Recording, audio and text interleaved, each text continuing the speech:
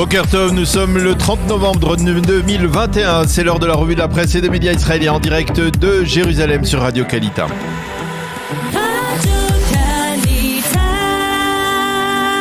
La revue de la presse israélienne en direct de nos studios de Jérusalem.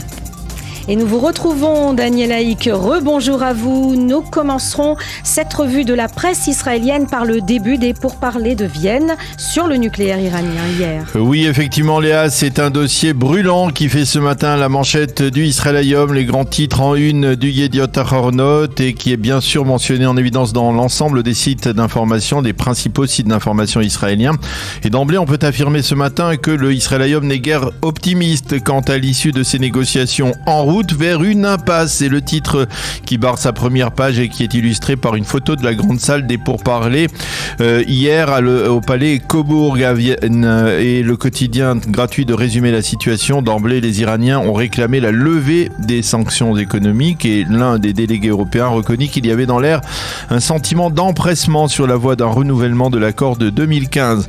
En page 2, le Israël Hayom répète des négociations sans le moindre but. Le Yediot Aharonot lui parle de discussions en pointillé entre l'Iran et les grandes puissances et cite un responsable qui a constaté que ni l'opposition iranienne ni même Israël n'étaient représentés à ces pourparlers, alors qu'ils sont préoccupés au plus haut niveau par leur développement. Le Ma'ariv, lui, indique qu'Israël a prévenu les Américains que les Iraniens poursuivaient leur programme d'enrichissement d'uranium vers un seuil militaire. Qu'écrivent ce matin les éditorialistes à propos de la reprise de ces pourparlers ?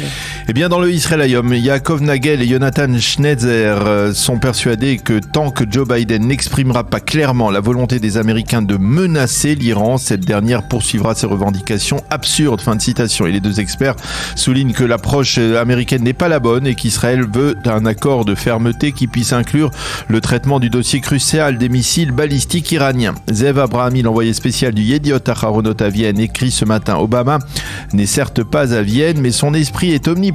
L'occasion pour les Américains de renouveler l'accord qui existait lorsque le régime des Mollahs était conduit par Hassan Rouhani, le modéré entre guillemets. Maintenant, avec un régime iranien beaucoup plus conservateur, ce sera bien plus difficile. Dans le Haaretz, Yossi Melman écrit que dans la conjoncture actuelle, Israël ne peut agir militairement seul contre la menace du nucléaire iranien. Il a besoin de la couverture nucléaire des Américains. Alors l'autre titre, Daniel, qui est lié directement avec le dossier du nucléaire iranien, c'est la visite hier à Londres du chef de la diplomatie israélienne, Yair Lapid. Oui, une visite au cours de laquelle Lapid a tenté de persuader ses interlocuteurs britanniques de la gravité de la situation dans le dossier iranien. Lapid a essayé de convaincre le Premier ministre Boris Johnson d'adopter lors des pourparlers de Vienne une position bien plus ferme envers Téhéran. Le Israël Hayom nous montre Lapid et Johnson en train d'allumer hier soir les bougies de Hanouka au 10 Downing Street à Londres avec donc Boris Johnson. Même photo des deux leaders avec chacun en main sa Hanoukia. Lapid a déclaré hier que le Premier ministre britannique soutenait pleinement Israël dans le dossier du nucléaire iranien. Nous allons voir dans les prochains mois que les Britanniques feront montre de fermeté dans ces pourparlers, a affirmé encore le chef de la diplomatie israélienne.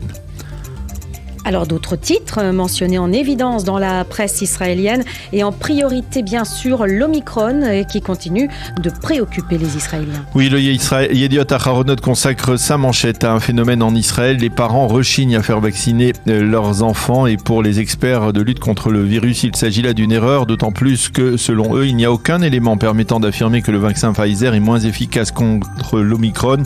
Il faut empêcher les enfants d'être malades et de contaminer d'autres personnes, affirme-t-on ce matin. Quant au directeur général de Pfizer, Albert Bourla, il a déclaré hier que ceux qui ont reçu 3 doses de vaccin Pfizer, bien entendu, sont suffisamment protégés du variant Omicron. En marge, le Israël Hayom indique que les plus jeunes sont plus réticents que les plus âgés à utiliser l'application qui permet au ministère israélien de la Santé de les tracer. Une enquête établit également que les plus laïcs ou les traditionalistes sont plus enclins à faire fonctionner cette application que les arabes et les orthodoxes en Israël.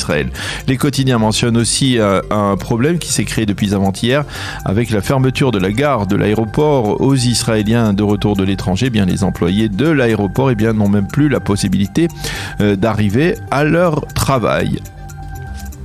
Le Yediot Aharonot, lui, se penche sur l'industrie touristique qui est à nouveau durement touchée par les dernières mesures restrictives prises par le gouvernement. Et oui, Léa, le grand quotidien interroge ce matin des spécialistes du tourisme israélien qui, après un mois d'optimisme, à peine voient à nouveau leurs espoirs de rétablissement s'envoler avec la fermeture des cieux israéliens depuis dimanche soir. Léon Avigad, qui est dans l'industrie hôtelière, déplore la décision du gouvernement parce que celle-ci sème à nouveau l'incertitude, dit-il. Moshe Benichou, qui est guide touristique, constate qu'une fois de plus, les guides sont les premiers touchés dans cette crise. Et enfin, Lili Ben Shalom, qui est propriétaire d'un restaurant, affirme « Nous avons tellement pris de claques au cours des 2 dernières années que la dernière ne nous fait même plus mal ».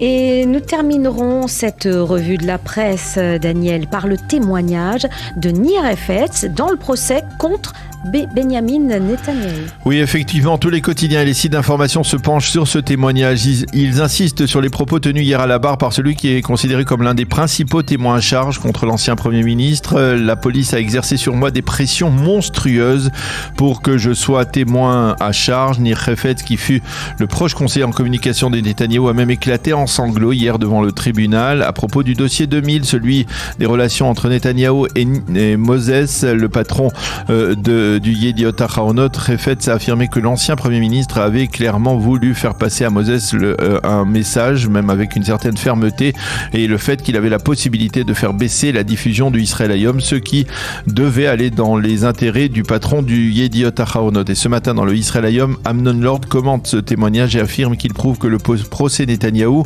n'est rien d'autre que du spectacle.